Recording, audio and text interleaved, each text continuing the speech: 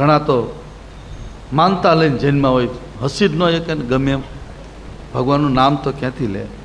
ઓલી વાર્તા આપણે સાંભળી છે ને ગામડાની, બહુ ટૂંકમાં કહી દઉં, મન બહુ લાંબુ કરવાની ટેવ નહીં. એટલે કે એક દાદા બીમાર પડ્યા. હવે કોઈ દિવસ હરિનામ લીધેલું નહીં. છોકરાઓ બધા સારા, બીજા ડાયા, કથામાં જતા છે કે મરતા મરતા બાપા જો ભગવાનનું નામ લે તો સારું. એટલે છોકરા બાપા રામ બોલો, બાપા રામ બોલો, તમારે અંત સમય છે તમારા. પછી એને કે હવે આ નહીં બોલે, એટલે રામપાત્ર લઈને સામે ગયા, તું સકોરું. એટલે એને છોકરા બિચારા બહુ સાથ ડાયા. એટલે એનું કે બાપા જો રામપાત્ર બોલે તો રામ તો એકવાર તો મોઢામાં જ બોલાઈ જાય. તે શું કીધું કે આ સકોરું લઈને આવ્યો. પછી છોકરાઓ બહુ ડાયા હતા, એટલે આખો ખાટલો લઈને મોટા મંદિરની સામે રાખ્યો.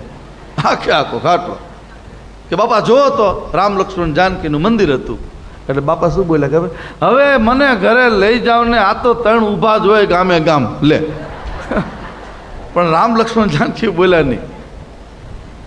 પછી એક દીકરી, એની દીકરીનું નામ નથી દેવું ને કે આમાં કોઈકનું નામ હોય પાછું બહુ ધ્યાન રાખવું પડે. એની દીકરી બહુ ડાય દીકરી. દીકરીના ઘરવાળાનું નામ રામુ હતું. રામભાઈ, રામનગરપાલિકા, હાલો ને એમ માનો ને આપણે, રામભાઈ નામ એનું. એટલે એ જમાઈને બોલાય કે તમે આવો, પપ્પા બીમાર છે અને જલ્દી તમે બંને જણા આવો. એટલે અને કોઈ પણ બાપ હોય ને એના જમાઈ ઉપર વિશેષ પ્રેમ હોય. દીકરીનો જમાઈ આવે એટલે બાપને આનંદ આવે. એટલે એમ કે આને રામને પ્રેમ કરે છે તો કદાચ એમ કે આ તો રામ આવ્યા છે. એટલે કે બાપા જો તો કોણ આવ્યું? તો કે આ જોયું અમે, ગગલીનો વર છે. લે, ગગલીનો વર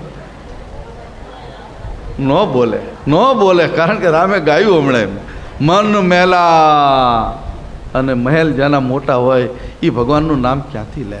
ભાઈઓ